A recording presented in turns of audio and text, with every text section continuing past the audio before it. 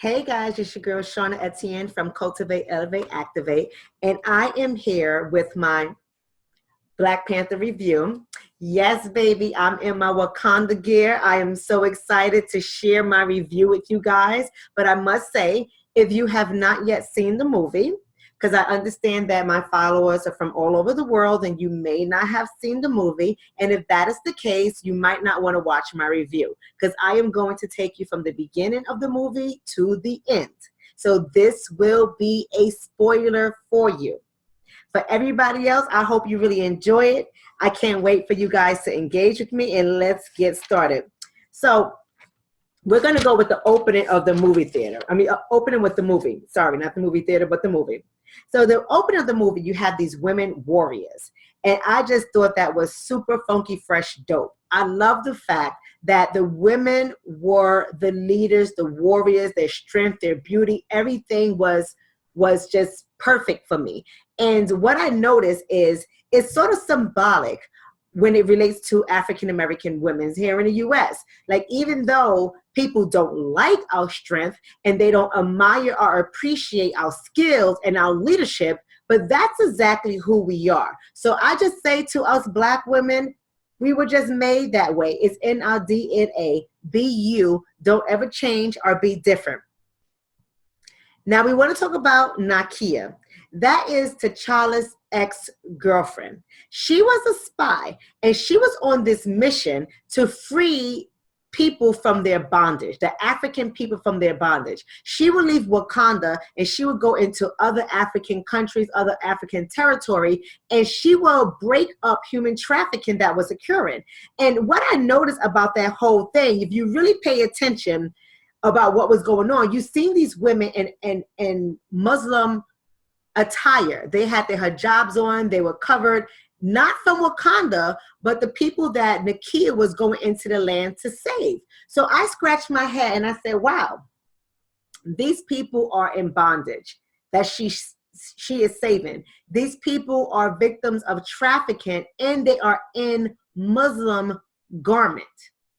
That's important because if you really pay attention, the message that is being said without actually being said is religion is a form of bondage, and it's the indoctrination of the people of African descent. In the movie, at the beginning of the movie, you have to also pay attention to the false media reports that were being played over the airways. So there was like a news media in the background that was being played that was saying that Wakanda is poor and they're a country with no aid. Wakanda is the richest part in that continent, or in that area, not continent, but in that area of Africa.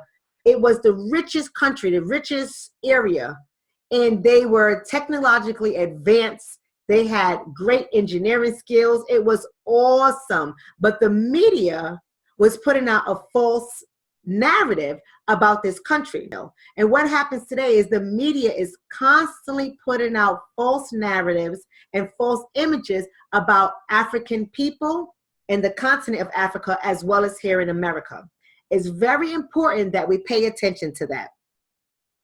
There was a lot of crime, poverty, and trafficking that was happening outside of Wakanda. So it made me think the reason why Wakanda was successful is because they were not infiltrated by foreign rule.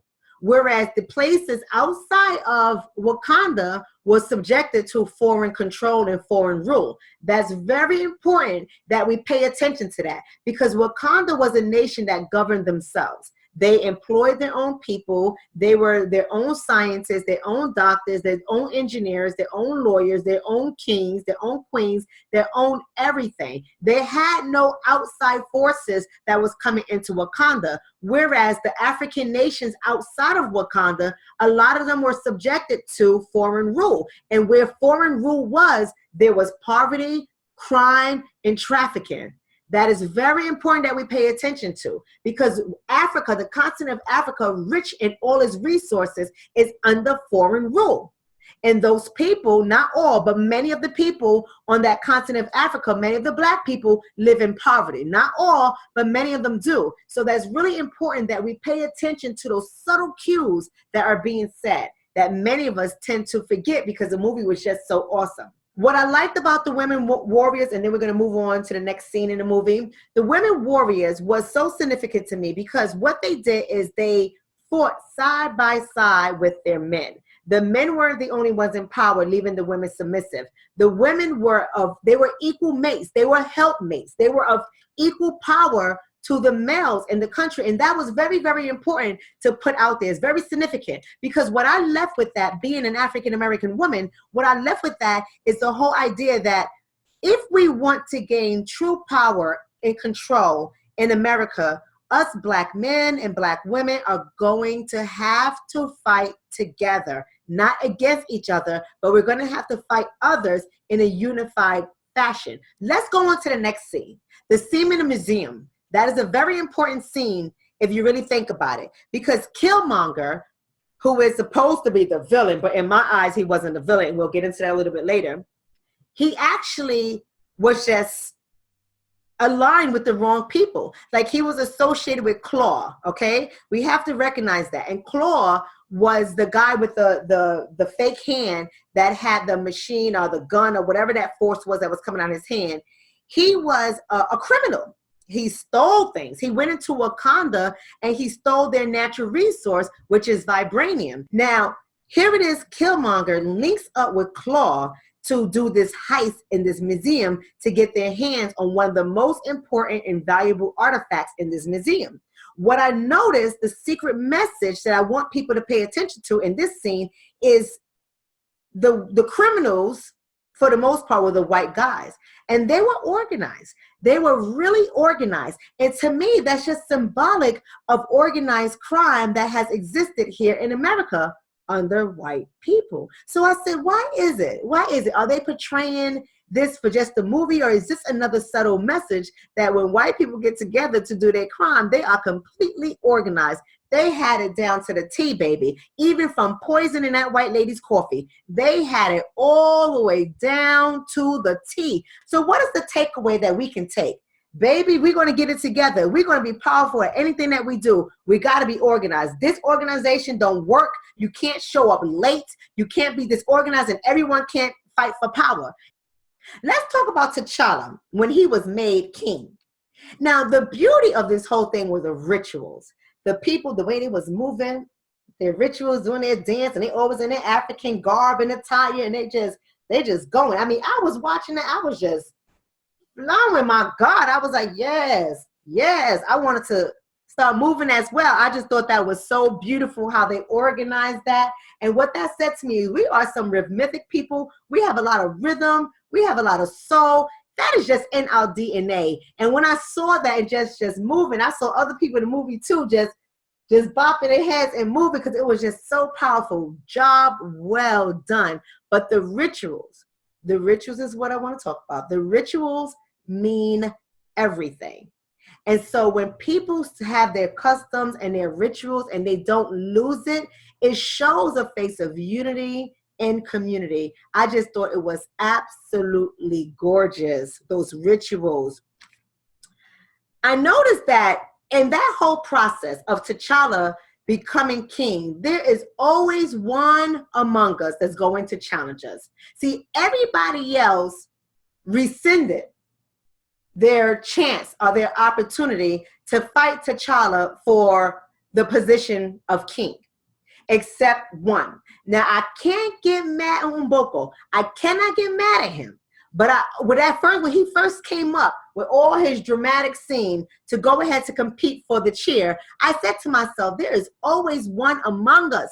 Why can't we just support each other? But then I started to think about it. And I said, this makes a lot of sense. I see what's going on here and why he was brave enough. Now, I'm going to say brave enough. He was brave enough to stand up and challenge T'Challa for the chair. But what I noticed about Mboko in this scene, when he came to challenge T'Challa, and I don't know what he did, but he brought him down. Maybe he stabbed him here. I don't know what he did. And he turned around to the people and he said, "Where's your God now?" I found that very interesting because being that Mboko, the people, T'Challa, they were all African. he turns around and he says, where's your God now? So is he saying that the people were worshiping this leader as a God? And was he showing them that this leader is not a God? He's human, just like you and I. And he can fall just like us. So the takeaway that I got from that scene was we as a people, and I know other people do this too, but I ain't talking about other races. I'm talking about us. We as a Black people, what I notice is when we have a Black person in a position of power and authority, we tend to idolize these people and we raise them up like a God. And it was Umboko that brought to the attention that this is not your God. This is a man. Umboko wanted to challenge. He wanted to challenge because he viewed Wakanda as an oppressive nation. He was not liking how Wakanda was operating. There were people in other nations outside of Wakanda who were suffering, who were under bondage, who were subjected to crime and poverty. And Wakanda was very like, we're not allowing any of these people in here. We're not going to provide any foreign aid. We're not going to get involved in any of that. And that is symbolic of what I noticed with some Black elitists, right? So they have the resources and they have the power, but they do not necessarily get involved in places where Black people are oppressed, when Black people are stripped of their power, their resources. They can't even defend themselves properly. Let's move on to T'Chaka. T'Chaka is T'Challa's father. These names, I love them, but these names, my God, tongue twisters. But nonetheless, T'Chaka dropped some very, very powerful jewels for Black fathers to pay attention to. What I noticed from T'Chaka is it's very important for a child, a young boy, a male child, to have his father, a strong father, there for him, because T'Chaka was a strong father. There was nothing weak about this man, not spiritually weak, not mentally weak, not emotionally weak, and not physically weak. This man was a well-rounded individual, and he was the force that T'Challa needed in order for him to step into the position as king. Black men must prepare their Black boys for leadership. He also told him to stand up, you're a king. That was so powerful, because what I loved about that scene is that even though T'Challa was a king, and even though T'Challa was a man, he still reverenced his father. He still loved and respected his father, that when he saw the presence of his father, he bent down to show respect. And his father is what gave him his rite of passage when he said, stand up. You are a king. And the message I got from that is you bow down to nobody because you are a king. And yes, I am your father, but you have obtained the position of king. So therefore, bow down to nobody, because you have to understand that you are the force of power and you are the leadership. You are the future. I love when he said to his son, a man who has not prepared his children for his own death. Now, he said his children. He didn't say just his son, because I know the movie is focusing on the fact that T'Challa is T'Chaka's son. He said a man who has not prepared his children for his own death has failed as a father. That is important. We have so many men leaving their sons by themselves. They're leaving their daughters by themselves. They're not prepared. People have GoFundMe accounts. People they get evicted. They lose their homes. They don't have vehicles anymore. They wind up in poverty because that man has not prepared his children for his death.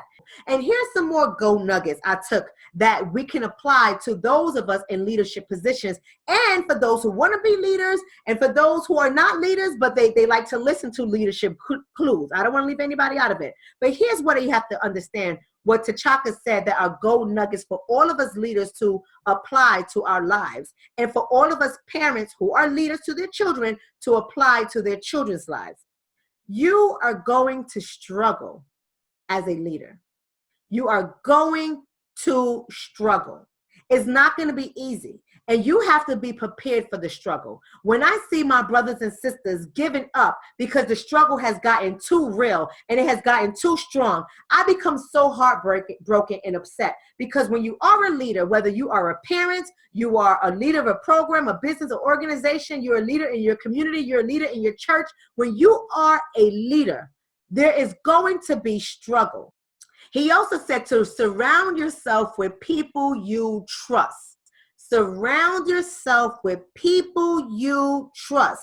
The problem is, so many people go down in the area of leadership. They don't make it. They're not successful because they have a whole bunch of clowns around them. They surround themselves with a whole bunch of haters. And what tends to happen is they wind up failing. They wind up falling. And it's because of their own fault. You have to remember, you are only as strong as your weakest link. The last nugget that he left in that section of the movie is, if you have a big heart, it is going to be so hard for you to be a king. If you have a big heart, it's going to be hard for you to be a leader, period. It's going to be hard for you to be a king, a queen, whatever. And you know why he said that? Because sometimes people with the big hearts, they don't know how to effectively set boundaries. They want to help everybody. They're concerned about everybody. And what we have to recognize when you are in a position of leadership is that you cannot save everybody. Your heart cannot be bigger than a vision. That's why your team is so important, because you're going to need people that can step in and be that blockage for you and put that barricade up or that barrier up that says, no, we're not doing that, because these are the things that's going to happen. These are the results that are going to occur if you help that one. That one's going to want it. That one's going to want it. And I know it sounds kind of cruel, but as a king, as a queen, as a leader, you have to have boundaries and you have to have barriers, because if not, you're going to be taken advantage of if your heart is too big. I promise you that. Let's move on to Nakia. Now, Nakia is my sister in my head. I like Nakia. Now, that sister is bad. Everybody has their flaws, but she's a bad sister. What I loved about Nakia is she is the very essence of a Black woman. Oh my God, she's smart, she's strong, she's fearless, she's strategic, and she's beautiful. I love that so much about Nakia. I also love the fact that she was focused on her mission. Even though she was the ex of T'Challa, she wasn't all caught up in being googly eye over her ex and letting her ex control everything, and she wants him back, and I'm so crying, oh my God, we're broken up, there's nothing I can do. That wasn't her. That wasn't her. She was more like, okay, we're still cool, I'm your friend, but listen, I'm on a mission. I also love the fact that she wanted to provide the foreign aid to the people in the continent of Africa. She recognized that here it is in Wakanda. We have so many resources. We have so much that's going on. We're not suffering for anything. This is a beautiful land to live in. But why is it when we leave our kingdom, people outside of us are suffering?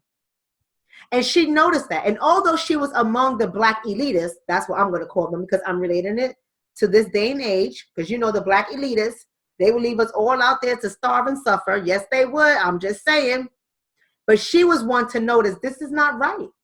This is not right. We can't have all these resources and we're eating and people out there are being killed and being sold into slavery. No, we got to stop this. And I love that about Nakia. Now, Shuri, who is a Churi, that's how they pronounce it, Churi, whatever. We're talking about T'Challa's sister. That sister inspired me. Oh my gosh. She was funny. She was smart. She was creative. She was talented. She was gifted. And she was one of the most important factors to that family. She worked to advance her lands. And I love that. We need to put more girls inside the areas of science, technology, engineering, and math. This is so important. And that is the subtle message that I got in that area of the movie, that we need more Black women engineers, Black women scientists. This is so very important. That sister played all parts. She was the doctor. She was the engineer. She was the computer programmer. She was the inventor. She has so many roles. And I would love to see our Black sisters and our brothers, but our Black sisters in more of those roles. And that was the hidden gem that I got from that part of the movie. We're going to move on to the land of Wakanda. Let's talk about Wakanda. The Wakandian people were for the Wakandian people. And that was something that was so powerful for us to take away. But what I noticed about Wakanda, whether it's good or bad, what I noticed is they would visit other nations. Hence, when they went to Korea, there was a time that they visit America. They visit other nations, but nobody was allowed to visit their nation. But we really do have to pay attention to that, because I think there's power in that. And if we think about the Black community as a nation, right? The Black community is Wakanda, Wakanda forever. The Black community is Wakanda. So we think about the Black community as a nation. Is it because we're so into integrating and mixing and being among everybody else that we have weakened our natural powers, our resources, and our ability to thrive and to pull ourselves up out of these oppressive conditions? I'm wondering if that's the message to take away, because the Wakandian people, they would go to other places, but they would not allow them into their place. And that is something that we cannot ignore. That is a gold nugget. Trust me, it is. I love the fact that that subtle message was there. Also, what I loved about Wakanda was the elders were decision makers.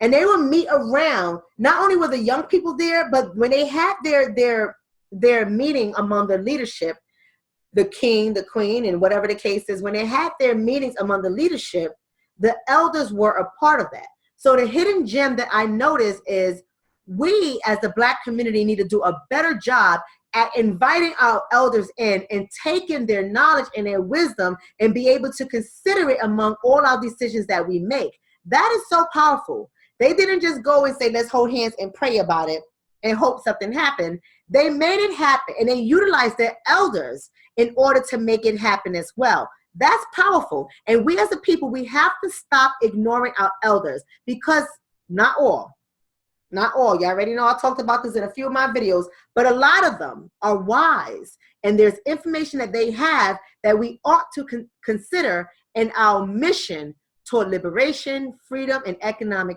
empowerment. Now let's talk about their engagement with Americans.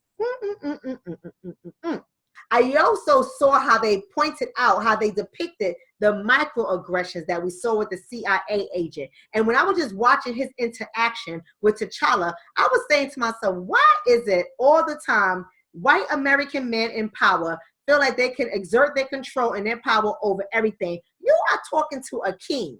Y'all both in another country. It's not like T'Challa was in America and you was checking him on your land. You on foreign territory too. Who gives you a right to check him?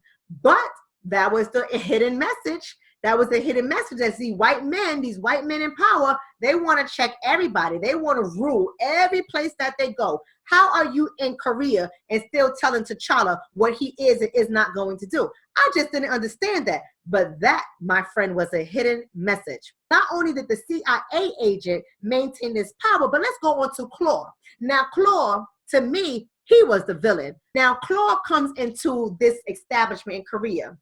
He walked through the metal detectors. The metal detectors going on, off. His whole crew comes through the metal detectors and it's all going off, and nobody says anything to them. I like the fact that the woman warrior, the sister that took off the wig, I forgot her name and she threw it. She said, I thought there was no weapons allowed in here.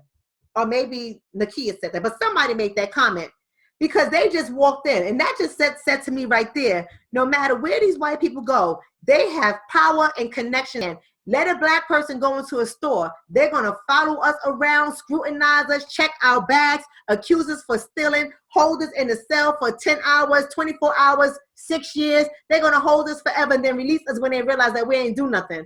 All the while, the person that they're not checking, the white people that is, they're the ones stealing, killing, robbing, you name it. They're doing everything under the sun. But you too busy watching us, that these people are the ones that you need to watch out for. That is the message that I got out of that scene. And I was like, wow.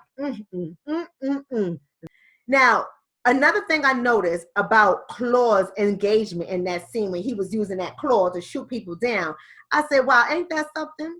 They go steal from Africa, because you know he stole the vibranium from Wakanda. I said they go steal from Africa, and then they use our own resources against us. Ain't that something? And in one of the scenes, he even said he stole the vibranium because he stole them from the savages, that is us Africans, because we didn't deserve them. And that is the narrative right now that people have about the continent of Africa when they go in there and they steal our natural resources, our gold, our diamonds, you name it. When they go in there and steal it, their mindset is, and still is, that we are savages and we don't deserve them. Let's move on to issues that everyone in the movie at different times was noting about the land of Wakanda. So the first issue I want to point out is a statement that was made when he said, 30 years T'Chaka had been in power. He said, your father has been the king for 30 years and nothing has changed.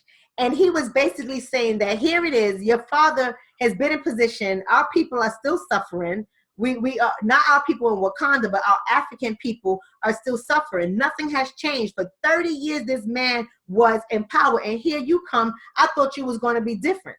I thought you was going to help us. But you know what? You more of the same. You more of the same. But isn't that true with power when it passed down from one party to another, like from one person to the next person in the same party? It's just more of the same. Nothing changes unless the people rise up and make the change. The people have to have a public outcry. The people have to fight against more of the same in order for them to get the difference. And that is the message that I got from that. When there's a leadership that's so rigid and they're more concerned about their legacy, passing down their legacy from one person to the other than they are concerned about the people, that's going to create tension against the forces that are not a part of your legacy, because now they see you as oppressive. And when people feel that they are oppressed, it's only but so much time before they rebel. And that's what I got out of that part. And the last part I got out of that was anyone not considered a Wakandian didn't get any love. If you was on the outside, we don't provide foreign aid, you ain't getting no love. If you ain't one of us, you don't get any love. And that was so significant. It was significant more than just how me related it to like the Black elite population. It was so much more significant to that. Because if you think about the strange relationship between those of us of the African diaspora and those of us from the motherland of Africa, there's a strange dynamic against us as well. So if you're not from Nigeria, right, you get no love. There's a separation there. If you're not from Ghana, if you're not from Cote d'Ivoire, if you're not from Kenya, whatever the case is, Nairobi, whatever the case is, you get no love if you are on the outside. As opposed to us recognizing each other as one body, one family. Yes, there are differences within families, but we have to start to recognize each other as a family if we're going to come up against these oppressive forces. The leadership in Wakanda was keeping the people separated. They were divisive. They saw it was us against them. But here's the mistakes that Wakanda made that I want to talk about in the movie. Mistake number one that I really want to talk about is the fact that they brought that CIA agent to their home. See, that was significant, I believe, for the downfall of us African people from ancient civilization and beyond. That was our downfall. We always allow strangers into our land, and then they wind up abusing us and taking over our land, oppressing our people, stealing our resources, and profiting off it while we're still living in impoverished conditions. That has got to stop. We need to stop taking in these stray cats into our community, because every time we integrate our community, we weaken it. And I'm not saying that that's not a great thing to have connections everywhere. That's not what I'm saying. I'm saying we have work to do. We have to first strengthen our ties and our bonds with each other before we bring anybody in to our nation within a nation. Another mistake they made was when T'Chaka denied Killmonger when he was a little boy. I think his name was Eric something, whatever his name was. But he denied him. He knew that little boy existed. But because that little boy was created outside of Wakanda, he wasn't considered Wakandian, although his father was from Wakanda. That is very significant, because what tends to happen when somebody from the motherland gets with a Black American and they have a child, sometimes the African family, the family that has their natural roots rooted in Africa, they turn their nose down on that Black American child. That is a problem. That is the biggest mistake that we have made as a nation of people. And that was the little subliminal message I got out of the movie, is that the mistake that they made was denying Killmonger when he was a child, just leaving him there, void of his culture, void of his connection, void of his father, just leaving him there. It created what many would say a monster. That was a very big mistake. And the last mistake I want to point out about Wakanda, the last mistake, is they were an arrogant people and they were too confident. I remember when Killmonger and T'Challa was going up against each other to battle, and they all had like this sense of arrogance. Like, what is the sense that we're doing this battle? Why don't you just give up, Killmonger? You're not going to be king. You're going to lose this fight. It's going to be ugly. Let's just quell this disturbance, call it even, and just move on. Like, this is unnecessary, because they were so cocky. But what they failed to understand is Killmonger was trained by Americans, one of the most brutal people on this planet, one of the most calculating people on this planet that we call Earth, is the American white male system. And he was trained by them. So their arrogance did not prepare them for a war with Killmonger. And he whooped T'Challa's behind. Do you hear me? So that was a mistake. So the lesson I got out of it is never be too arrogant and never be too confident. Always have your guard up, because the minute you let it down, somebody's going to whoop your behind. That's the message I got from there. He had no true allegiance to his African people, not because he didn't want to have it, but he was abandoned by them. So he had no true allegiance. And when he said that he had killed plenty of brothers and sisters from the continent of Africa, he's talking about when he went into their country for war under the American government. So he's basically saying, I already killed all of y'all. And I'm about myself and my people. So he already took on that air of divisiveness, that division, because the people of Wakanda abandoned him. One thing I know for sure is Africa runs deep in our DNA, and that was exhibited in Killmonger's character. He was strong, he was intelligent, he was strategic, he had skill, he had everything. That was his DNA coded. Our DNA is so deeply tied into the motherland that we are natural warriors. And I love that. And if you would have caught that message, you would have saw beyond his anger and stopped seeing him as a villain, and do understand that that warrior blood was running right through him. And I love every bit of that. But what I noticed is when they gave him the Purple Heart flower and buried him, the only ancestor he met was his father. It wasn't like T'Challa's visit to the land where it was his father among his other ancestors, when his father was like, he came to greet them with the ancestors, the backing of the ancestors. The only backing Killmonger had when he went to go meet the ancestors was his father. That was symbolic that the land, the people of Wakanda, don't recognize him as one of them. And that's hurtful, because that is our experience in this day and age with our brothers and sisters in Africa. Not all of them, but a lot of them don't recognize descendants of slaves as Africans. And we are absent of the connection to our ancestors. But that is so powerful and so very important for us as a people of African descent. And that was significant. And when he said to his father, when his father said, I guess it's just you and I, he said to his father, everybody dies around here. When, he was like, no tears, like, you're not going to cry for me? Killmonger was like, no big deal. Everybody dies around here. He was pretty much talking about Oakland. He was talking about California. He was talking about living in the urban communities, in the park, in impoverished neighborhood. He was saying that everyone dies around here. So I'm already hardened from crying. I'm already conditioned from crying. There's no sense for me to cry when this is just the way of life. It's normal. I'm used to it. That is not supposed to happen, people. Not supposed to happen. We are supposed to be connected and tied into our roots.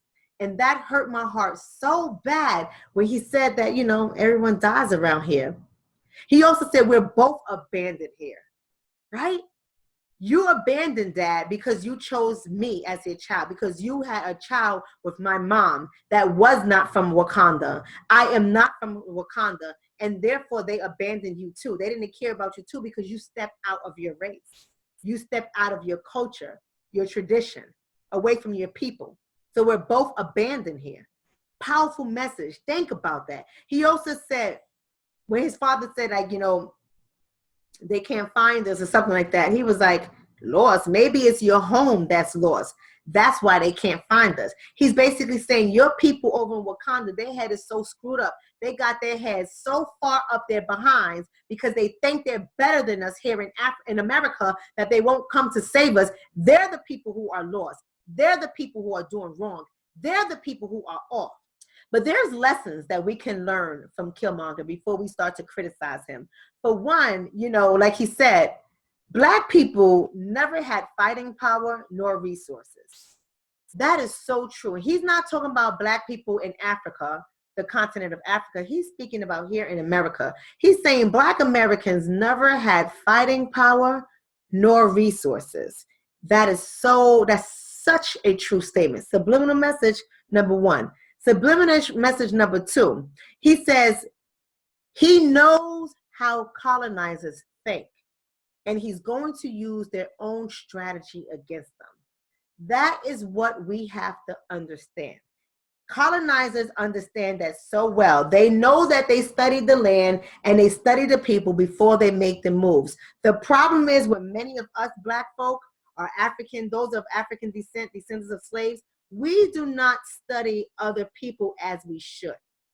And this is why we're losing. We're losing in the area of economic power. We have to study the colonizers. We have to study what other people do and use their strategies against them. That jewel, such a hidden message, but so powerful, so powerful. Another powerful message was you have to beat the enemy at their own game. And they play a game of divide and conquer. If you want to win, you have to beat them at their own game. So how does that relate to the condition of African Americans, descendants of slaves? How does that relate to them right now? The problem is we have to unify.